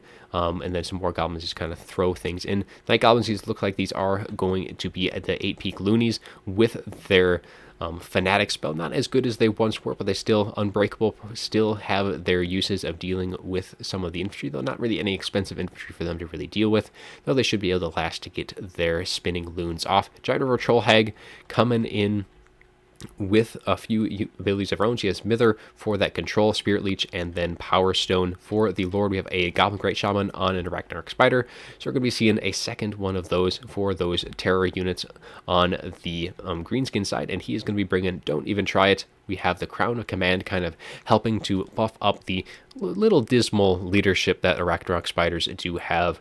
And then we have Arcane Conduit. We also have Itchy Nuisance, so minus 30 base weapon damage and minus 24 melee attack, as well as Vindictive Glare being up in that elevated position. Rather nice use on that, and Sneaky Stabbing as well to up that armor piercing, especially with all of those Stegodons going to be needed to bring them down. And Forest Goblin Spider Riders on the other far flank with some Goblin Wolf Rider Archers and a little bit extra mobility with some Goblin Spider Riders. Otherwise, that is pretty much going to be it. Just the Rusty Arrows in the back with their armor sundering. And let's get things rolling. So I think the biggest problem here for the Greenskins is going to be getting through the 3 Bastiladons, or I guess one of the Stegodons. That all 140 armor on the 2 Bastiladons, 120 on, actually 110 on the Feral Stegodon. That's a lot of high armor to get through. I'm really going to have to use the Rusty Arrows and that Itchy Nuisance rather well to just kind of get that armor piercing where they need it to get. But the Chameleon Stalkers on this far flank should be getting a good volley off, but it looks like their shots not quite going off just yet. They maybe just not quite facing the right way when the units were in range, but these Forest Goblin Spider Riders are able to get a nice charge in and might be able to just take these Stalkers out of the fight very early on. The Chameleon Skinks are trying to come in and deal with them. This is one of the problems, though, with vanguarding those Chameleon Stalkers, especially against like the Greenskins, who can also vanguard a bunch of these Forest Goblin Spider Riders. These guys are able to get a few shots off on their own, but they're very spread out skirmishers for the Greenskins, able to withstand that a lot better than some other units. So yeah, these Stalkers did end up getting taken out. Skinks definitely didn't get there in just quickly enough. Feral Cold Ones also kind of coming in to maneuver, but they're going to be taking a few shots themselves. So one Stalker is off the table for the Greenskins, and the rest of the Greenskins going to be slowly kind of pushing back. But they did dish out some decent damage in return, are actually able to kind of pick off a few of the models on this far flank. Might be able to rout these Forest Goblin Spider Riders, but they are able to kind of pull on out. So we'll go on to the other flank. That is just the Chameleon Stalkers, I think, getting spotted by the approaching horde of skirmishers from the Greenskins, as that Goblin Great Shaman as well kind of pushing forward. Doesn't have really anything to fear. No solar engines or the likes, are able to kind of stay closer to that front line. Just needs to be a little mindful of where those Stegodons and Krokkar in particular is going to be. But another volley coming in from those Chameleon Stalkers. Not doing a whole lot of damage on those. I think maybe better save for the tightly packed units of the Goblins or Orc Boys or something of that nature. But a Vindictive Glare did go down on the Feral Cold One, just trying to get these guys out. They are rampaging, so they're just charging right into their death as they terror rout as soon as they get in. And a beautiful Hand of Gods going right into that Giant River Troll Hag, who is trying to hide in some infantry, but taking her down to 50% HP so very quickly on, as the rest of the Skinks can be closing that that gap into that front line, and the Stegodons and the Bastiladon going to have to be doing a lot more work to really kind of deal with things, because those skinks not going to be able to do so well against those orc boys, especially with those Arachnarok spiders there in support. But those clever girls doing rather well on the far flank, dealing with the Forest Goblin Spider Riders, getting 2 of them off the fight, and they should be able to chase them down. The one is rampaging, so might actually now both of them are rampaging, one of the big problems with these 2 units, but they should be able to at least push these guys out and away from the rest of the units. And if we swing back over to the far side, as we see more of those units getting underway, the Forest Goblin Spider Riders are getting engaged in melee, but they are dealing with those Feral Cold Ones and those Chameleon Stalkers rather well, especially with the Goblin Great Shaman there to support. So going pretty well for the Greenskins at this point, but now the big dinos getting into the thick of things as the Bastiladons diving into these orc boys, probably going to be seeing those vortexes going off here momentarily, especially with that Bastiladon surrounded by so many other units. This would be an excellent time to use it. I'm trying to get rid of that Giant River Troll Hag as the other Stegodon charging right on forward. As you'll be getting a summon, probably the Feral Manticore dropping down from that Skink Priest of Peace, looking to just kind of push things back, try to get these Rusty Arrows away from the big dinos, and just kind of slowly, and there is that vortex right into the middle of these orc boys, and it looks like the other one may have already used that one, but this one going to be doing a lot of damage to these orc boys, and that Giant River Troll Hag also not in the best of positions, and this is a very nice use of the Spinning Loon going against a cohort of Sotek, doing a lot of damage to probably the best unit on the map to deal with it, and 2 unbreakable units there, dishing it out against one another, continuing on, maybe doing a little bit of friendly fire, but yeah, the Bastiladon is doing very well at breaking the front line, and with that, balance power is shifting into the Lizardmen's favor, as despite the mobility game doing fairly decently for the Greenskins, the infantry fight has just gone the other way. Lizardmen have doing very strong. Bastiladons and that Stegodon are all at full health at this point. Nothing that the Greenskins did to them did any damage, and with that Giant River Troll Hag as well completely shattered now, that Feral Manticore and Crockguard doing a good job of chasing her down before that summon did finally dissipate. But at this point, things looking rather bleak. Those 2 Arachnarok spiders going to have to really kind of group up and to deal with the units, and that looks like that is exactly what they're going to be doing right here. That Feral Stegodon going to be caught between both of those Arachnarok spiders, and Feral Stegodon doesn't necessarily have the best leadership in the world, is down to about 20 right now as it gets kind of sandwiched there, but is going to be pulling out as those Arachnarok spiders a little slow on the response. And there is a beautiful Hand of Gods, though the best unit has already been dealt with, which would have been that Giant River Troll Hag, still doing a nice bit of damage. All of its shots are going to be hitting, so as take what damage that Crockguard can get. And now at this point, all of the dinos just going to be grouping up together. Going to be a very hard nut to crack, as the Night Goblins and those cohort of Sotek have pretty much just killed themselves against one another, as those 2 unbreakable units just fighting to the last bitter Goblin and Skink. And the Rusty Arrows are going to be starting getting some of their shots in. But it might be a good idea to kind of hold those shots back in reserve just a little bit. But I guess with Crockguard charging forward and not really a whole lot of support for the Rusty Arrows, and it's going to be getting pushed back. And these Arachnarok spiders, I think, definitely need to come and support that Crockguard here. Vindictive Lair going down, getting some nice damage there. It looks like pretty much all those shots did end up hitting. And now the Rusty Arrows are going to be able to turn their attention back forward. But really, they need to save their ammunition for that support when the rest of their units trying to deal with these dinos. But I mean, looking at what the Greenskins have, these 2 Arachnarok spiders definitely have their work cut out for them, dealing with 3 dinos and Crockguard. That is going to be a very hard task for them. The rest of the mobility, though, just kind of slowly chasing down whatever got caught out, as they're just kind of slowly circling around, trying to get rid of these skinks over here, as well as those Feral Cold Ones who are in the process of trying to chase down these Forest Goblin Spider Riders and these Forest Goblin Spider Rider Archers. But those archers have pretty much used up all of their ammunition. But that is a nice little divide that the Greenskins have been able to pull off against the Lizardmen. So these units should be able to, at least the 2 skinks will be taken out of the picture here. These Feral Cold Ones might be able to find a way back to the rest of their units. But they've done a fairly decent job on that flank, dealing with some of the mobility, and the rest of the mobility have pretty much used up all of their ammunition. But just the sheer numbers of the Greenskin skirmish there should be able to help deal with things. While the Skinks gets a little ahead of themselves, as the 2 Arachnarok spiders do charge in, terror routing that unit out. But the rest of the Lizardmen trying to respond and kind of push forward here. but those Ragnarok Spiders going to be just kind of staying with the rest of their units, trying to catch these chameleon skinks. At this point, it looks like they are going to be able to do just that. So greenskins are going to be clawing their way back bit by bit. Balance power is shifting a little bit more towards even with the damage that they've been able to do to the surrounding Lizardmen forces, but that still doesn't help them in dealing with both of these Bastiladons and that Stegodon and Krotgar. There's just so many units left, and now the Lizardmen are actually almost getting a bit of a surround off themselves. Looks like we are going to be getting that itchy nuisance, though. Base weapon damage and melee attack going down. This whole pocket right here, the Arachnarch Spiders definitely wanted to continue that chase into this attack, but the Stegodons and Bastiladons do kind of force it to turn and face themselves, so unable to get that terror route that would have so quickly dealt with these Feral Cold Ones, and instead are getting, triple teamed, quad teamed by all of the Dinos and Krotgar, and the Feral Manticore as well getting summoned in. So things looking a little bleak here, and with that summon, the balance power does shift more against the greenskins, and they have lost a bit of the support themselves. While they were able to deal with the skinks and those feral cold ones, their own skirmish cav took a massive beating at this point, and this whole battle has been progressing away from the rusty arrows, who have been unable to keep up. And in all of this, the two Arachnarch Spiders did get separated, and this is definitely two units that, with what is left for the Lizardmen, definitely needed to stay together and try and bring things back, as they needed to try and isolate whatever they could with both of those Arachnarch Spiders, because they're just going to have such a hard time dealing with what is left. The last of the ammunition pretty much getting spent by the Morgrub's Mangy Marauders, and they have used up the last of their fire.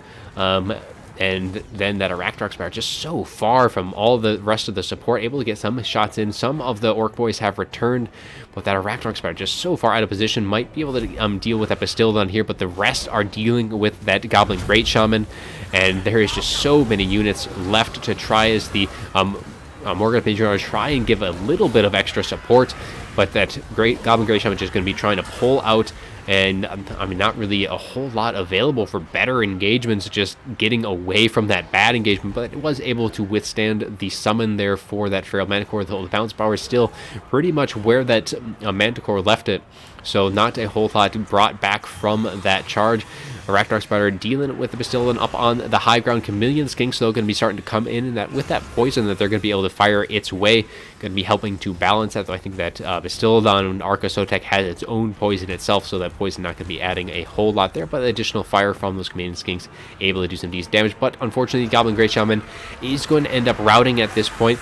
All of the support that the Greenskins could muster was not enough to stem, to keep those Bastiladons away. It even uses its Vortex here to just kind of deal with whatever is left. Though the Goblin Great Shaman getting a little bit of distance with the rest of its units, as Krotgar is unable to really thread its way through those cohort of Sotek, and that is going to allow that Goblin Great Shaman to return to the field of battle. Though Krotgar has much more speed than that Goblin Great Shaman, able to catch up and land a nice hit into its rear. And at this point, I think just a single hit might be able to push it back, but Krotgar is taking a few hits himself, and he is now away from the rest of his support, so Greenskins could get some nice little return for their investment here. Goblin Great Shaman does have that Crown of Command, could help stabilize its own leadership, and Krotgar is going to pull out, but a beautiful Amber Spear right into that Goblin Great Shaman, and at this point, that is going to be it for that Goblin Great Shaman, as Krotgar probably will be turning its attention more fully focused on him to chase him off the field. Beautiful Amber Spear coming in to help turn the tide of that fight, and Arachnarch Spider now getting tag teamed by the Bastiladon and that Feral Stegodon, while the other one did end up getting routed, though still plenty of HP left on it, still 1800 in total, as it is going to continue to take more damage here from those large dinos, and everything else just kind of slowly getting cleaned up now. Kind of the Lizardmen turning the tide with the mobility game, as the skirmish cav for the Greenskins just got worn down bit by bit, and now the Feral Cold Ones are going to be reigning supreme on the edges of the battle, and that is going to be our fight as XMT evens the score to 3-3. So take a look at that after battle report here real quick. Goblin Great Shaman on the Lizardmen on the Greenskins getting 1500. Giant Virtual Leg unfortunately got taken out very quickly and very efficiently with Krotgar and that first Feral Manticore summon. Rest of the units not doing all too great. The Orc Boys just did not perform very well at all. Now, Rusty Arrows did pretty decent work, and then the skirmish did pretty decently for the Greenskins, able to use up all their ammunition fairly well and deal with a lot of the surrounding skirmish. But unfortunately, that's that melee fight. Despite that, you have some orc boys going up against skinks. They just did not last very long at all. Maybe just not enough of the orcs. And I mean, the Bastiladons, the Archosotek, did very well, and not necessarily getting a whole lot of damage, but just that mobile terror from the Feral Stegodon as well. Actually got 990, more than paying for itself in all of the Feral Cold Ones. Despite looking a little haggard at the first starts here, they took a decent amount of fire in from those Forest Goblin Spider Riders, but they were able to outlast them in the end, and then having that mobility game able to help chase things down. Rest of the units, Chameleon Skinks, did all right. Chameleon Stalkers, nice little tool there, but unfortunately, I think they were just vanguarded maybe a little bit too far forward, too far away from the rest of the support of the rest of the Lizardmen, and they got surrounded and beat down by all of those Forest Goblin Spider Riders very quickly. Skinks, not necessarily getting a whole lot of damage, so in comparison to the Orc Boys, they really didn't do that much damage, but just that front line, I'm not sure exactly what it was. It just had to have been the Bastiladons there with that terror that just quickly broke that line oh so quickly, and then Krokgar getting 23-48 himself. So very nice there. Well fought battle on both sides. Both sides scrapping it out as best they could. I think, yeah, it was just those two Arachnarok spiders that really needed to stay closer together and try and separate the dinos, and that is a task in and of itself. But well fought on both sides, and I haven't seen Kalinali in a while, so it's nice to be seeing him back in the game a little bit. So let's switch back to that main screen as we can update the scorecard here. So XMT evening things out 3-3, going into the last two fights of the day with the 2v2 and 3v3 on deck for our next fights. So our next 2v2 is Dark Elves and Britonia versus Vampire Coast and Lizardmen. So we'll pull that up as we have Ice Power on the Dark Elves, Killerino on Britonia, and we'll have Wisp on the Lizardmen, and Giffy will be on the Vampire Coast. So we'll load on into that, and we'll get into our last 2v2 of the day before our finale, the 3v3.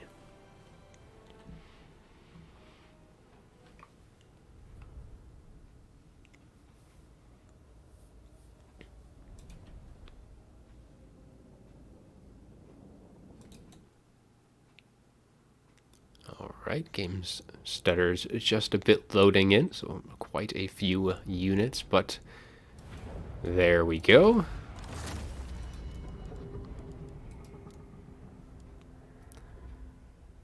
So there was 3 games that were not played on the first game, so those were actually just not played at all. So that was the first 2 1v1s, and then the second 2v2 was not played. Everything else was, so we'll have games for the rest of what's on the table. But unfortunately, yeah, that game did not, those 3 games did not get played. So unfortunate, but it's just kind of how things are with kind of scheduling and stuff like that. But we will be casting whatever we can. So we'll switch the scene over. Get a little drink here. All right, so for XMT side, with the Brittonians and the Dark Elves, Brittonians going to be pushing forward with their peasant mobs in that front. Nice cheap chaff infantry there, followed up by a secondary chaff unit, which will be the Dark Elf chaff of the Bleak Swords, and then that is going to be the peasant bowmen falling in behind them. Going to be fighting a lot of ranged just volume of fire with all of those peasant mobs, and we'll have a couple of Reaper Bolt throwers as well to really pull in that long range, and they are pretty cheap artillery that can deal some nice damage to really any of like the Vampire Coast artillery themselves, Necrofexes, cannons. Looks like there's even Queen Bess I see kind of poking her nose out, and they're going to be very good tools to deal with it, but only 2 of them. They will have to get in range of Queen Bess, and Queen Bess is quite a ways in the back. We have a couple of Shades as well, which will do nice against kind of just getting close enough to get their shots in, especially with all of the range that Coast can bring. And then we just have some some men-at-arms or spearmen-at-arms on the flanks here to kind of keep things at bay. And then we have Knights Errant and Dark Riders for most of the cavalry. And then in the very back, we have the Knights of the Lionhearted, the Knights of the Realm ROR. These guys do have magic damage themselves, but they are being kept nice in reserve. They definitely want to be avoiding as much incoming fire as possible, allowing the rest of the units to deal with those before they come in to the fight themselves.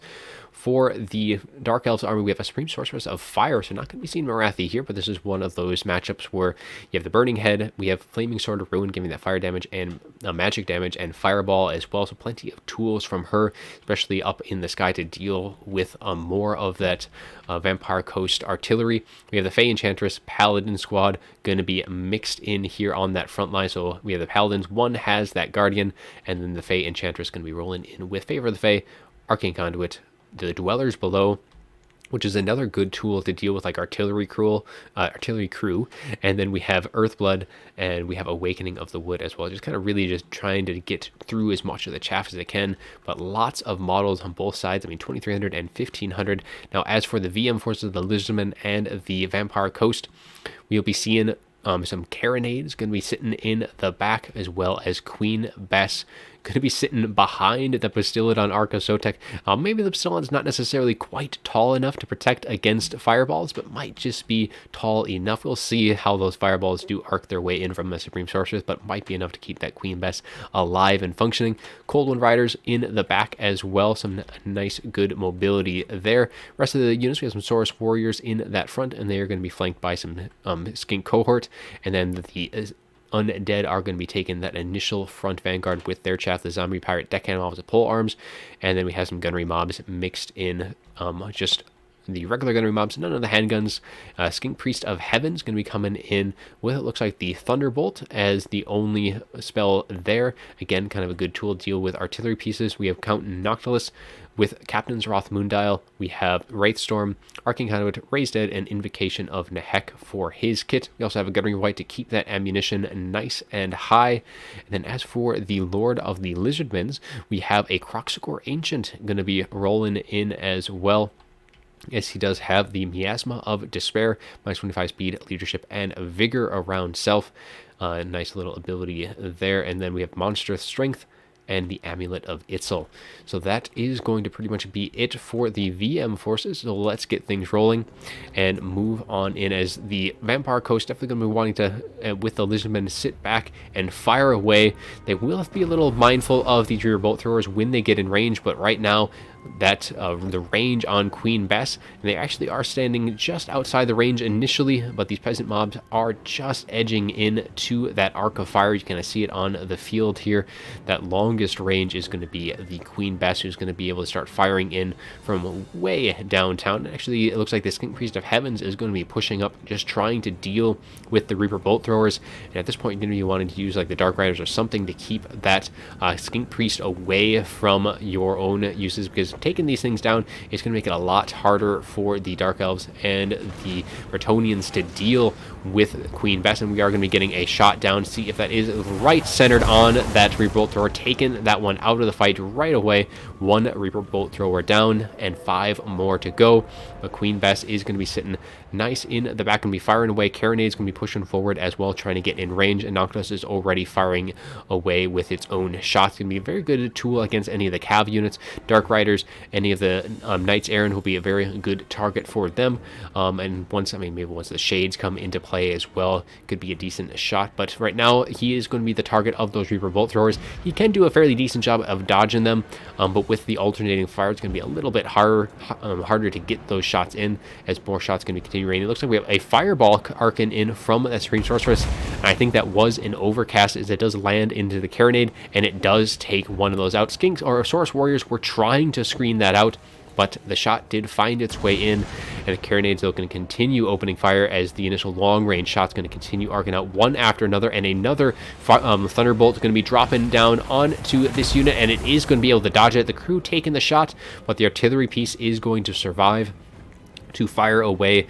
So at this point, the Skink Priest is pretty much used up all of his opportunities to really get some nice free damage onto those Reaper Bolt Throwers, because they're continuing to push forward as the Vampire Coast is just trying to wear down the XMT forces as much as they can. And Queen Bess has been just kind of holding its fire for the most part. I think it definitely needs to start opening up its own shots, because the Reaper Bolt Thrower is now firing away, firing into these carronades. So it is getting very close to being in range of the Queen Bess. And the shots, another fireball looks like it arced its way in, but did not take out another piece on that shot, as a nice volley from Queen Bess, though, dealing with the Peasant Bowmen. A single volley enough to rout them off, as more shots continuing to arc as we kind of look our way up, as we see that shot raining in and down. I think it is time for it to kind of change targets, though, to kind of deal with each of these peasant mobs in turn, as the Reaper Bolt Thrower is continuing to fire away. It looks like we actually have one unit left lost on both of them, so only 4 in total, but the peasant mob now finally closing that distance, and Count Octopus has taken a decent amount of damage, but he doesn't have to worry too much about that. He has plenty of healing, and he is going to be getting some of that with an Invocation of the Heck, as the Zombie Pirate Deckhand Mobs do push forward, trying to just kind of get some return shots in. And Burning Head going to be having a nice lineup here, as it's going to roast through the Zombie Pirate Deckhand Mobs, and it's going to continue moving right down the line through these Zombie Pirate Deckhand Gunnery Mobs. They are able to dodge that shot as it continues just to arc its way just a little bit too far forward, as it kind of continues between the rest of the units. But it did a nice little bit of damage to at least one unit. Chap, I think, definitely wanted to hit those gun units a little bit more than the rest. Queen Bess continuing to fire its shots, as the Bastildon sitting out in front, just trying to deter any potential fireball shots, as this one lands right amongst the peasant mobs. I think it may have been trying to hit those shades there, but it just landed amongst some very cheap chaff, so I'm not getting a whole lot of value from that, as Noctis continued to push his way farther back into his own line, just trying to avoid the incoming fire, allowing the rest of the units to take those shots. Carronades taking another loss to their artillery pieces, still 4 of them in total, still firing away at the units on the flank, as the Skink Cohorts of Jevs getting some nice volleys in, able to use up all of their ammunition, as the mobility for the Lizardmen kind of sitting, matching the movements of these Knights Errant, kind of keeping them just kind of under wraps. But the Fae and the 2 Paladins diving on forward, looking to get some of that draining going on, as the Gunnery White as well is taking quite a bit of damage on this far flank here. It definitely wants to stay alive for a little bit longer, get as much ammunition refills as possible, especially like Queen Bess, and like as the XMT has not really been targeting or been able to really target Queen Bess at this point. They've done a very good job of kind of keeping things pushed, and there goes that Murderous Prowess going to be popped off, giving that nice little boost to the Dark Elf units for XMT, so they're going to be able to start kind of pushing through a little bit quicker for the time being. Balance power shifting a little bit into the XMT's favor, as they're kind of really dealing with the flanks rather well. Shots raining in against those shades from Queen Bess, but things looking pretty decently for XMT. Balance probably shifting a little bit farther in that regard, and the Fae, both Paladins, all draining down this pocket here. The Croxtor Ancient is kind of coming in. He did pop his Amulet of Itzel, given that damage resistance, and he does have that monstrous strength as well, so he is dishing out some decent damage himself, as the Cold Rise really pin in the Paladin and the Fae, but the Fae just isn't taking the damage that the Croxtor Ancient wants to be dishing out. Getting rid of her would definitely help this flank quite a bit, but those Reaper Bolt Throwers just continue plucking away that damage bit by bit. But still, on Arcosotek does peel off to deal with the incoming Knights Errant, who were unable to get onto Queen Bess, and Queen Bess is going to continue firing away its shots as it more arc its way back into the ranged units. This time going to be diving in right into these Peasant Bowmen and those Shades, doing a nice bit of collateral damage to both of those units. If one of the Paladins does end up routing, and this Paladin is not the one with the Guardian, so Guardian is still going to be effective on the Fae, as the Croxor Ancient just trying to drag them down. But the longer it takes to kill the Fae, the more damage that she's going to be able to dish out in return to the all of those Saurus and all of the rest of the units there, as things just kind of an Awakening of the Wood also going down, just kind of dealing with more of those units as time does progress.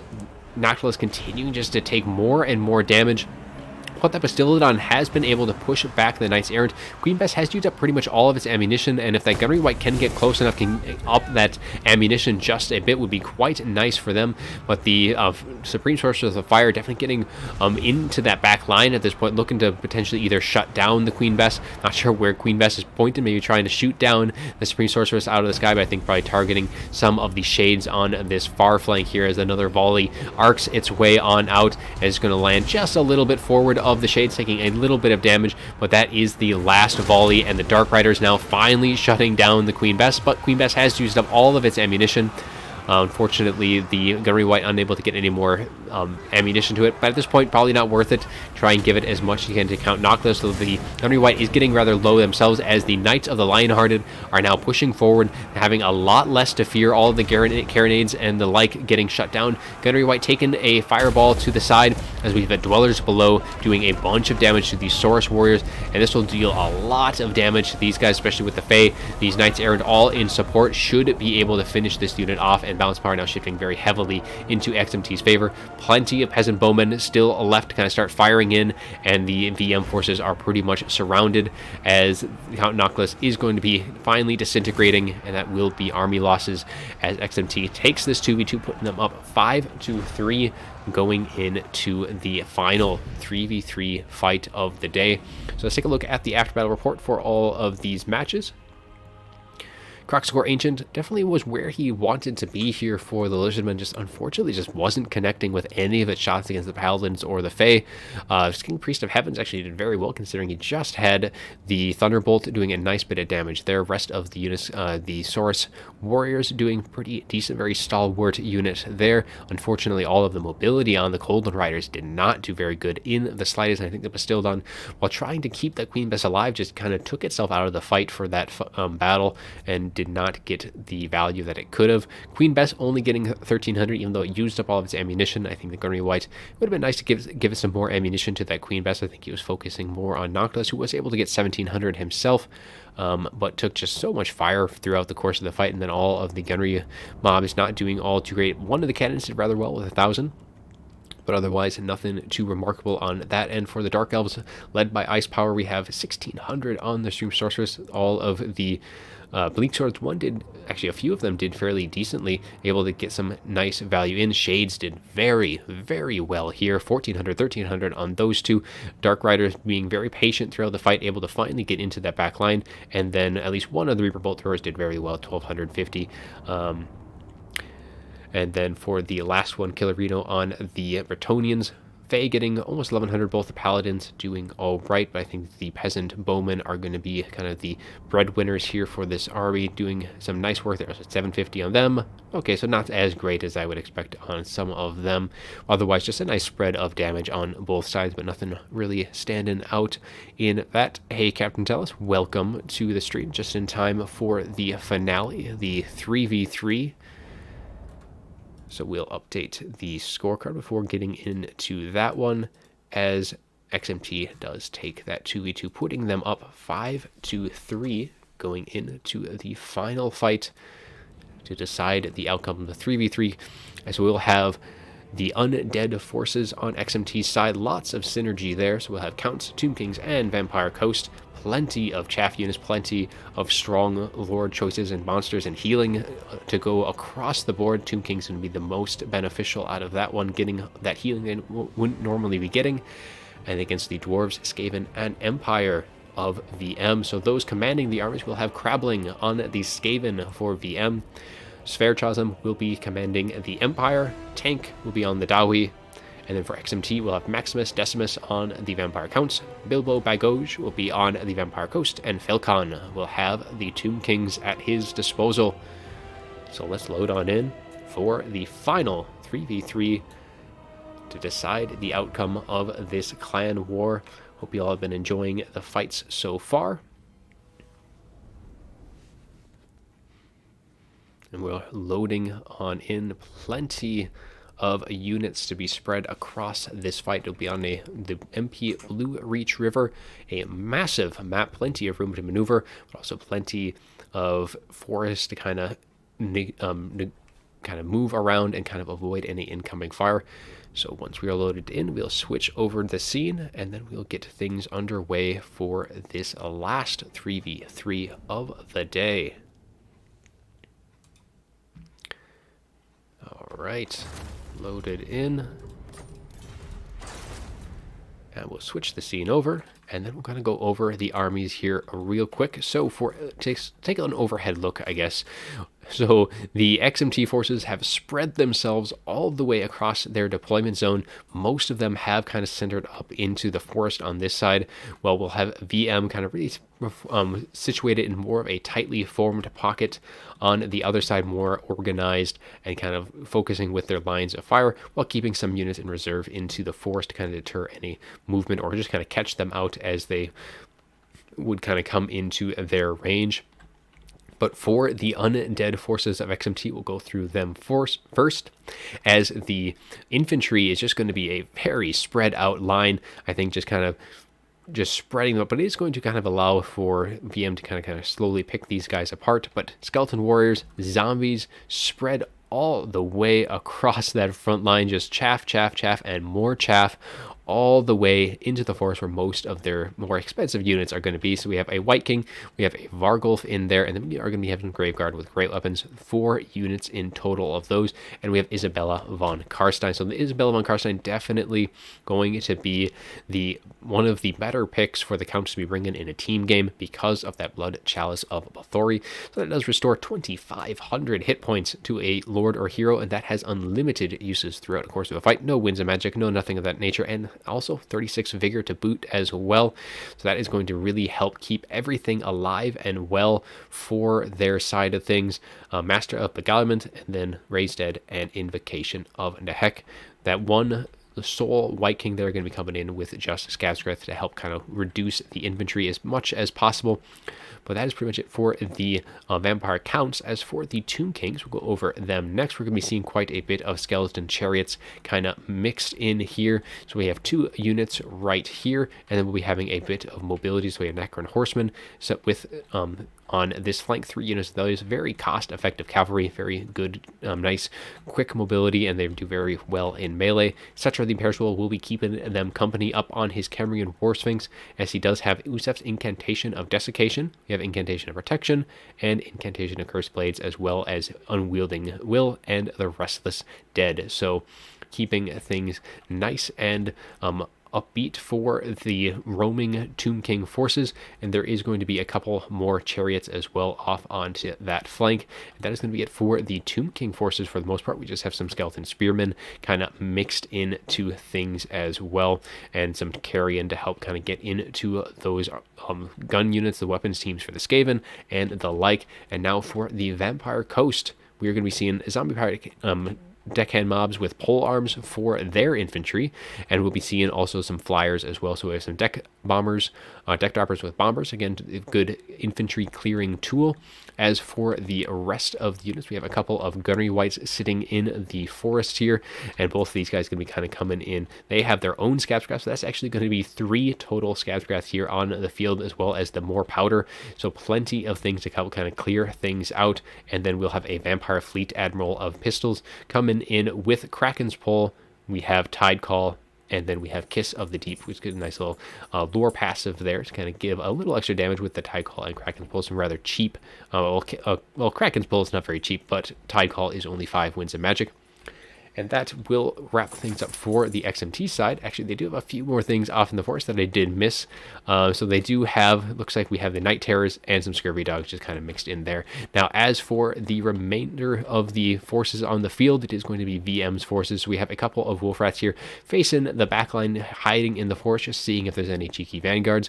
And then the rest of the units are going to be on this front line. So we have Swordsmen mixed in for that front line with some Skaven Slaves. Just going to be keeping things away from like the Quarrelers, the Thunderers. So we have plenty of units of those. We have a couple of Carronades mixed in, and the Hammer of the Witches from the Empire side. So some nice magic damage coming in their way, fairly accurate as well. And then just some more Thunderers. We have the Poison Wind Mortars on that far flank, and then we have some Natty Boo Boo Sharpshooters. And I think there was another weapons team. There they are, the Avalanche Mortars. So we'll be having some purple rain raining down on the Undead Forces, but a nice little pocket for them. And in the back line, we also have the Sunmaker as well. So there is a lot of ranged units here for the VM forces, some Skaven Slaves, Silver Bullets, and then to kind of wrap things up on that side. For the Lords and Heroes, we have a Jade Wizard coming in with Regrowth and Earthblood. We have a Chieftain going to be coming in with some of his items. He does not have his Guardian, but he is going to be coming in with the Shield of Distraction, -5 melee attack and an AoE. And then we have Scurry Away, and then we also have, of course, he has that Frenzy. We have a Volkmar the Grim for the Empire forces, as we have Grand Soulfire, Grand Shield of Faith, Grand Hammer, Sigmar, and Banishment. For the Dawi, we have Thorgrim, Grudge Bearer. Instead of seeing Thork, we are going to be seeing it. So we have Oath of Vengeance, -24 melee attack. We have the Great Book of Grudges, +10 melee attack. And then he also does have the High King. So when his hit points is below 50% health, he gets map-wide melee attack, base weapon damage, charge bonus, and immune to psychology. We have a couple of Master Engineers with their smoke bombs, Fiery Ring of Thori, and that more powder equivalent for them. So kind of keeping all of that range units nice and topped off. But that is pretty much it. So let's get things moving, as we have a fairly long drawn out fight here, as we have plenty of units and lots of ground to cover, as the XMT forces are going to be starting to push forward. We're actually going to be speeding this up just a little bit, because there is going to be a lot of maneuvering going to be going in. So we're going to get them sped up just a bit, so we don't have to kind of give a bit of commentary with every step of the process as they're going to be pushing forward, and they are just moving at kind of a normal pace here, so they're just kind of getting some maneuvering in. The Nanny Booby Sharpshooters are going to be getting some initial volleys. I'm trying to hit that Vargolf just a bit, but instead the cannons are going to be opening up, so we can kind of get things back to regular speed, as the artillery is going to be getting some initial volleys in. But the rest, I mean, the main forces for XMT are all going to be moving in through the forest here, going to be trying to avoid all that fire coming in, just kind of using the chaff units, some skeleton warriors that they can afford to lose damage to. Natty Boo is going to be firing into the Carrion. Well, Carrion, not very expensive units, definitely a unit that'd be nice to kind of deal with. And we do see a little bit of development on the backline, as the Scurvy Dogs are going to be seeing these Wolf Rats, and the Scurvy Dogs, a couple of them are going to get the charge, but the Wolf Rats are going to get both of their own charges. Now, being undead, these Scurvy Dogs should easily win this engagement with their fear. They may kind of lose a bit more than they would want, but they should easily win this engagement. One is gone, so they'll be able to turn their attention fully on this last one. So the quick mobility for the Skaven, so a nice little pick up by the XMT forces on this front. Both of these Wolf Rats are going to be taken out of the fight for the most part. The Carrion have taken a decent amount of damage from the Natty Booby Sharpshooters, and they can be very liberal with their ammunition, with the 2 Master Engineers to help kind of replenish their forces in that. And more of the mobility, though, kind of moving their way through. The Jade Wizard doesn't have to be too worried here. This is only bombers after all, so the bombers are going to be able to just kind of keep them away from spotting everything in the forest. But the Jade Wizard isn't going to have to worry too much about the engaging in melee, though if Isabella should be able to beat that Jade Wizard if she does get close enough. I mean, at this point, the Jade Wizard might have to worry more about leadership than anything else, as the shots, though, are going to be raining in. Thunderer, or actually the Silver Bullets, are going to be opening up into the forest, as the Jade Wizard is going to be completely surrounded, and that leadership problem is kind of looking to be a bit of a worry, as that Jade Wizard getting a little low initially, but getting all blobbed up there from those bombers, going to be taking some more shots from the Giselles. Carrion also going to be kind of coming in, and the Jade Wizard going to be pulling right on back. Silver Bullet's going to be deterring these Scurvy Dogs from that fight, as now the rest of the units are going to start emerging from the tree line on the top of the hill, going to be descending their way right down into the middle of the VM formation. They are going to have a lot of gunpowder and arrows and all nature of range units to get through, as these Avalanche Mortars are going to be getting very close to opening up themselves. And I think they are just kind of holding their volleys a little bit. I think the shots into the skeleton archers could be, or skeleton warriors would be a decent fire. And there is that first volley, seeing them arc their way up. Actually, no, those are the Jezzails, but here is that volley right into those skeleton warriors, taking them down very, very quickly. Plenty of dead undead onto the field from that shots, as the Sunmaker as well is taking some shots. And this is something that we have seen before. As you notice that Thorgrim Grudgebearer has taken a lot of damage. That is from a friendly fire. That would be the Hammer of the Witches that did that firing early on, which gives that map-wide buff with that the High King. So I didn't see them in the act, but that I've seen them do that in previous 3v3s, so I'm not necessarily surprised to see that here. As we have Volkmar the Grim and Cetra the Imperishable are going to be duking it out here. Volkmar maybe getting a little bit ahead of himself, doesn't want to be necessarily engaging with Cetra all by his lonesome, as Cetra is dishing out some nice damage there. The Scab Shot is going down on top of the Dwarf Warriors. Usap's Incantation of Desiccation as well. We have Tide Call going down over here, as the Quarrelers going to be getting kind of hung up a bit as well, kind of clipping these Avalanche Mortars, but the volleys from the Sunmaker continuing to fire away on in down the line. But that Immune to Psychology from Thorgrim is definitely going to be helping out with that map-wide effect, keeping all of these units kind of avoid from any terror routing. But one of the Gunnery Wights has taken a considerable amount of damage, maybe getting a little too close there. Definitely going to be needing a little bit of healing from Isabella if she can spare that Blood Chalice at this time. And we have a Scorch this time, going to be going through all of these zombies, kind of be freeing up these swordsmen, and then the rest of the Poison Wind mortars and the like are starting to fire away. But this entire flank here has been engaged, and actually the Hammer of the Witches has been completely shut down. These Carrion all diving down onto the crew here. The Chieftain and the Greyseer of Ruin trying to keep them at bay, but unfortunately they are not able to do that. Hammer of the Witches do go down. Jezzail's looking like they are going to be following suit here momentarily, and even the Avalanche Mortars are getting fairly low themselves. So things looking rather grim for the VM forces, as just the mobility from XMT is done very well, and all of the key units, the Sunmaker is gone, the Hammer Witches is gone, the Jezzails, the Avalanche Mortars, all of these very high DPS units are all gone, and that is leaving very little for the rest of the forces, as pretty much everything is being taken out of the fight in one way or another. The cannons are now gone, so pretty much every single range unit that the VM forces had is pretty much off the table very quickly on. The Carrion have just done so well in that regard. Bombers kind of finishing up what the Carrion could not, and of course the Skeleton Chariots just unable to get really pinned down, as they're just kind of mowing through that back line. Thorgrim is now kind of trying to hold the line quicker than he was expecting to have to engage into melee, as everything just kind of collapsed around him. But the balance power is still fairly even at this point. Nabu with Sharpshooters now kind of firing away at some of the routing units. But Volkmar has taken a bunch of damage. Looks like we're going to be getting a Grand Soulfire Bombardment down on Cetra, doing a very nice job of dealing with Volkmar. Volkmar definitely needs to be having a bit more of his own support, but Cetra relentless in his pursuit, kind of bringing down Master Beguilement, popped onto Volkmar, reducing his melee attack by -40, and Isabel von Karstein now free to reign over the battlefield. Nothing to really worry about, and she's going to dive down, try and get a charge into Volkmar herself. And she has a lot more freedom at this point, especially with so many friendly units so deep into the VM formation, and Volkmar just not looking too great. The Smoke Bomb does go off, or the Flash Bomb, trying to get -24 melee defense, charge speed, and speed, slowing things down, just trying to give Volkmar some breathing room. Unfortunately, unable to get that. We do get a summon here coming in from XMT, and things looking pretty decently for them, as the Skeleton Chariots continuing to just clean things up. Wolfrat's now shattered. Rest of the infantry, I mean, the infantry lines are still there, but there's nothing for them left to defend, as that center ranks just completely collapsed. Volkmar is on death's door right now. He is at his healing cap, so he has gotten additional healing from the Jade Wizard, but he is still at that point already in this fight. So his main benefit is his tankiness, and that is now pretty much gone, as Isabella is just feeling so confident in her own abilities at this point. She's going to be diving in, trying to finish off Volkmar herself, as Cetra is also going to be continuing. The Vargolf has taken a decent amount of damage from that Chieftain, as he does have that Grand Shield of Face on him, giving that additional damage resistance, and should be able to deal with Vargulf. He does rout himself. Vargulf does finally disintegrate.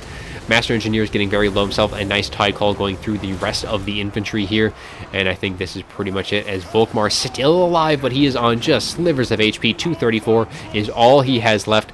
The chieftain is going down, and Isabella does kind of turn her attention to make sure she gets shaved off. But in the meantime, Cetra taking a bunch of damage himself. He was looking pretty safe at one point, but now he is getting very low himself. Definitely has a lot of healing cap left to go. I think Isabella has the healing left on her, as the Thunderers do open up, getting some nice volleys in, but the Skeleton Chariots on top of things as they get a nice rear charge into those Thunderers, shutting them down one more time. And with that, in the meantime, Volkmar has fallen. Gracier still sitting nice and healthy, but everything is looking pretty grim, as Thorgrim, the Grudgebearer, is terrified, routed himself, and that is going to be army losses for VM's forces, as XMT does a very nice job of picking things apart, and then a few forgotten units in the back, even the Night Terrors coming out of the forest here in the late game. But yeah, that is going to be all she wrote for this 3v3, as XMT takes it in rather convincing fashion. I'm not sure what is still left. I don't know what is unbreakable on the XMT side. Something was still around, but that is going to be it. Let's take a look at the after battle report, and we'll update the scorecard in the meantime, as well as XMT is going to be going up 8-3, and that is the final match of the day. So XMT does take the win. But for those engaged, the Gracier of Ruin actually getting 1,900 in total value, so some nice value from him. Chieftain as well getting 1,294. I mean, with how much healing was being done on the Undead, that's not necessarily too surprising to see these units with a ton of value. But the biggest downside was like the Poison Wind, the Giselles, all these units where they got some decent damage, but they got taken out of the fight so very quickly on. Actually, the Wolfrats with Poison actually got 1,200, which is rather higher than I would have expected. Rest of the units, Volkmar still getting 2,700. However, the range units, on the other hand, being very abysmal. Hammer the Witch is definitely doing more damage to, I think, the friendly units than anything else. And then the rest of the units for the Empire just not doing as much compared to what Volkmar did. And then for the Carronades, getting 700 apiece. The Thunderers doing some decent damage. Quarrelers. The Slayers actually did very, very well, getting 1,800 themselves, and then the rest of the units not really doing all too great. As for XMT side, Sestra, the Imperishable, 2,300. Rest of the units, all this mobility, able to do quite well. The Chariots in particular, 1,400, 900, 1,100, lots of value there, and then the Carrion as well, able to dive in onto that back line. Bilbo Baggage with the Bombers doing very nice, dealing with the artillery crew. I noticed them taking out that Sunmaker. The Night Terrors did get some damage, but they were pretty much well out of the fight for the most part. Scurvy Dog getting some nice damage in the tree line, and then even the Vampire Fleet Captain, Pistols of Deep, getting 3,000 total damage, being just on a crab, getting those tide calls off, and the Kraken's pull, even the Gunnery Whites doing rather nicely. And one of these guys was very low at one point, but seeing that healing capacity of Isabella von Karstein, getting all of that healing done, and that was the last one, getting 1,000 on her. White King getting 1,200, and then rest of the units not really expecting too much, just tons and tons of units on the field. The Graveguard with Great Weapons getting some decent work in Vargulf, but they did take quite a bit of shots coming in. But that is going to be our fights for the day. The last 3v3 going XMT's way, and that is going to be all she wrote as XMT moves forward into the finals. And that final is going to be tomorrow from last I heard.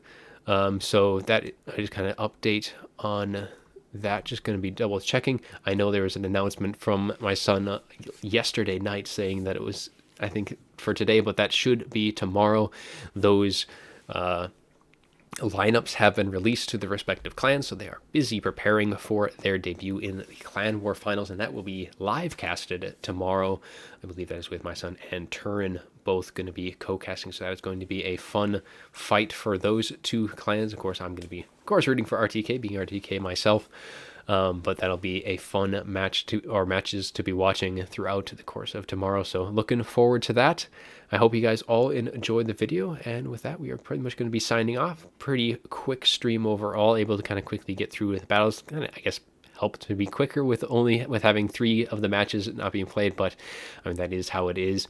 Can't really affect that anymore, but the ones that we did watch were all good fun, having some nice fun units on the field as well, some nice cool builds.